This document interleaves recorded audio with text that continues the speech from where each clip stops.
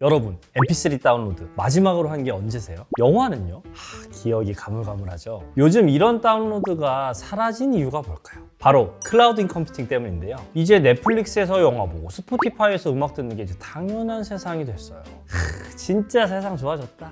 우리가 클라우드 하면 그냥 온라인 저장소로만 생각을 하잖아요. 그런데 사실 그 뒤에서는 어마어마한 컴퓨터들이 이렇게 24시간 쉴 새 없이 돌아가고 있습니다. 예를 들어볼까요? 우리 얼마 전에 유행했던 지브리 AI 아시죠? 이미지 생성 중 뭐 이런 식으로 메시지를 이렇게 보면서 우리가 기다리게 되잖아요. 그런데 말입니다.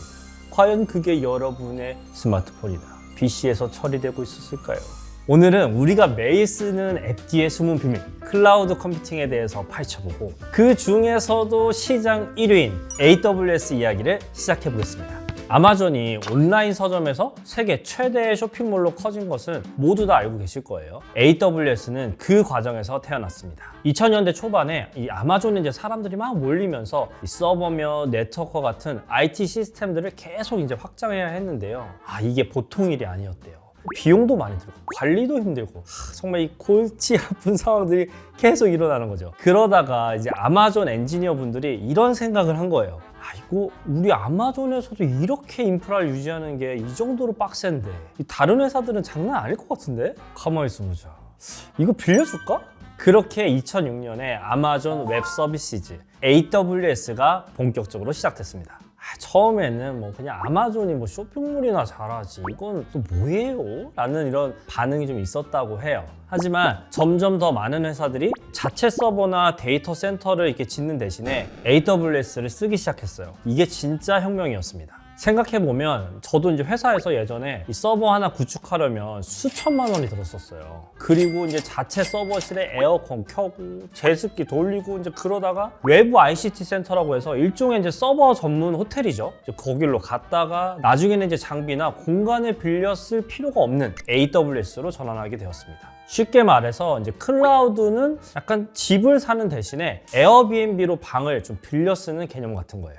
AWS가 특히 이제 사랑을 받은 건 바로 스타트업들 사이에서였는데요. 왜냐하면 몇 가지 핵심 서비스들 덕분이었는데요. 첫 번째는 이제 EC2, 엘라스틱 컴퓨팅 클라우드라고 해서 이건 이제 서버를 고무줄처럼 이제 늘렸다 줄였다 이렇게 할 수 있는 서비스예요. 마치 이 원피스의 이 루피처럼요. 사용자가 이제 많아지면 서버를 늘리고 또 사용자가 줄어들면 이제 축소를 하고, 예를 들어서 이제 블랙 프라이데이 같은 이제 대규모 세일들에 트래픽이 막 몰리잖아요. 그때마다 이제 서버가 다운되고 막 이제 난리가 나죠. 그런 상황에서 이 EC2 덕분에 이런 걱정 없이 유연하게 대응을 할 수 있게 되었어요. 두 번째, S3, 심플 스토리지 서비스라고 하는데요. 이건 이제 무한 확장되는 약간 온라인 창고 같은 그런 개념이에요. 우리가 이제 스마트폰 용량이 부족하면 이제 클라우드 스토리지로 결제하세요? 약간 이런 메시지를 볼 때가 있잖아요. 그런 개념을 이제 대중화하고 먼저 시작한 게 바로 S3입니다. 약간 이제 뭔가 플렉서블하게 확장 축소되는 그런 창고 같은 개념인데요. 이게 쉽게 좀 설명하면 건물마다 택배 보관함이 있어요. 근데 이 택배 보관함이 꽉 찼어요.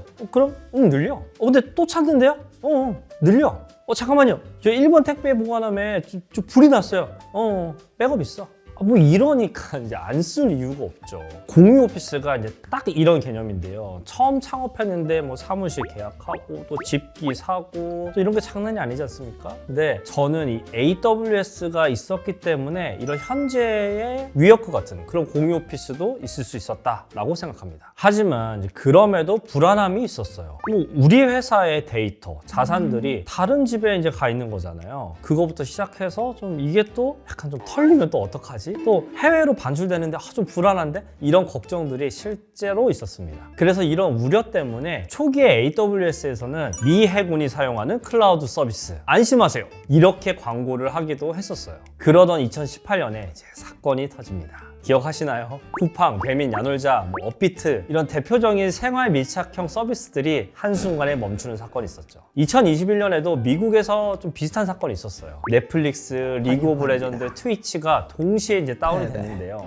공통점은 뭐였냐? 다 AWS를 쓰고 있다는 거였죠. 장애는 언제든 일어날 수 있지만 이 사건들로 이 AWS의 시장 지배력이 얼마나 큰지를 체감할 수 있었습니다. 뭐 이제 이런 사건들로 시작해서 시장이 조금씩 변하기 시작했어요. 마이크로소프트는 이제 애저로, 또 구글 클라우드는 GCP로 AWS를 추격하기 시작한 건데요. 빅3의 특징을 핵심만 살펴보겠습니다. 먼저 AWS, 가장 많은 서비스 포트폴리오와 글로벌 데이터 센터를 갖추고 있어요. 기술 트렌드도 선도하고 있고요. 예를 들어서 이제 서버리스 컴퓨팅이나 컨테이너 서비스 같은 것들은 AWS가 가장 먼저 시장에 내놓고 경쟁사들이 그걸 좀 따라가는 그런 흐름이에요. 일단 고객 사례도 진짜 많고요. 자료도 많고 찾기도 쉽고, 그리고 솔루션 아키텍처 분들이 해주시는 컨설팅도 굉장히 빠릅니다. 두 번째로 MS 애저는요, 이 AWS 하나만 쓰면 좀 불안하지 않으신가요? 라는 전략으로 이 멀티 클라우드를 공략했어요. 그리고 대기업을 겨냥한 하이브리드 클라우드도 또 장점인데요. 예를 들어서 중요한 고객 데이터는 이제 회사 전용 서버에 따로 보관을 하시고요. 운영하는 서비스만 퍼블릭 클라우드로 딱 올리세요. 약간 이런 전략으로 주로 MS가 익숙한 대기업들 위주로 시장 점유율을 늘려갔습니다. 세 번째, 구글 클라우드의 경우에는 빅데이터, AI 하면 또 구글이라는 이미지가 떠올려지잖아요. 그래서 구글 하면 잘하는 거 중심으로 강점을 발휘했어요. 그리고 구글 워크스페이스 쓰는 분들이 워낙 많으니까 그런 회사들을 대상으로 자연스럽게 넘어올 수 있도록 그렇게 유도를 했고요. 그럼에도 불구하고 AWS는 2006년 이후로 1위를 놓친 적이 없지만 요즘은 AI와 함께 이 애저의 성장세가 무섭게 따라붙고 있습니다.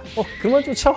그만 쫓아와! 그만! 그런데 여기서 중국 클라우드 서비스들이 등장합니다. 이 기술 경쟁이 심화되었던 클라우드 시장이 전체적으로 상향 평준화되면서 가격 경쟁이 본격적으로 시작되었어요. 게임으로 유명한 텐센트 클라우드를 시작으로 해서 커머스의 강자 알리바바 클라우드, 또 영상에 강한 틱톡의 바이트 플러스, 그리고 5G의 강자 화웨이 클라우드까지 가격과 기술, 그리고 이 자국 시장에서 다져진 그 서비스 노하우를 가지고 한국 시장에도 깊숙하게 침투하고 있습니다. 그럼 우리나라는요? 한국은 네이버, KT, NHN 같은 국내 클라우드가 중심이 되고 있어요. 보안이 중요한 공공 부분과 금융 분야에서 강세이고요. 그래서 요즘은 대부분의 서비스가 이제 해외 클라우드와 국내 클라우드를 이제 섞어 쓰는 그런 멀티 클라우드 방식을 좀 채택하고 있는 것 같습니다. 예를 들어서 이제 은행 앱의 어떤 고객 데이터는 국내 클라우드에 두고 스트리밍은 AWS를 쓰는 그런 방식이에요. 자, 그럼 이제 앞으로 이 경쟁 구도는 어떻게 될까요? 키워드는 단연 AI입니다. 이제 AI는 클라우드와 결합되는 방식이 될 거예요. 챗GPT가 성공했죠. MS 애저는 오픈 AI 모델을 자사 클라우드에 통합을 했어요. 이에 맞춰서 AWS는 베드록을 통해서 AI 모델을 시작했습니다. 최근에 엔비디아 그래픽 카드 품귀 현상 기억나시죠? 그 카드들이 다 어디로 가겠습니까? 가정집으로 가고 있을까요? 바로 글로벌 기업의 데이터 센터로 가고 있는 것이죠. 전기, 물, 도로 뭐 이런 것들을 우리가 인프라라고 하잖아요. 클라우드가 인프라가 되어간 것처럼 결국 AI도 인프라가 되는 날이 올 거라고 저는 생각합니다. 이번 주에 한국에서 AWS 서밋 2025가 있었습니다. 정말 국내에서는 가장 큰 IT 행사 중에 하나인데요. 확실히 많은 유저와 고객사가 있는 만큼 다양한 사례가 발표되었어요. 특히 아마존 베드록을 활용해서 각 업계와 실무에서 적용한 사례들이 좀 많이 발표되었는데요. 좀 업계는 달랐지만 기존 DB와 AI가 융합하는 컨셉이 공통 포인트였다고 생각합니다. 확실히 이 AWS 행사에서는 탓의 사례를 보면서 좀 배우고 또 서로 자극을 받는 좀 그런 부분이 좀 큰 것 같아요. 여러분, 오늘 클라우드 컴퓨팅, 특히 AWS에 대한 이야기 어떠셨나요? 사실 우리가 스마트폰으로 사진 찍으면 이제 자동으로 클라우드에 백업되고, 넷플릭스에서 영화 보고, 유튜브에서 이제 노래 듣고 영상 보는 이 모든 순간에 클라우드 컴퓨팅이 작동하고 있습니다. 정말 구름처럼 공기처럼 우리 일상에 스며들어 있는 것 같아요. 그럼 여러분이 자주 쓰는 앱 중에서 클라우드 기술이 들어간 건 뭐가 있을까요? 댓글로 알려주시면 저희 팀에서 어떤 클라우드인지 한번 맞춰보겠습니다. 오늘도 클라우드로 나이스 무브 하시고요. 지금까지 일맛의 스탠리였습니다.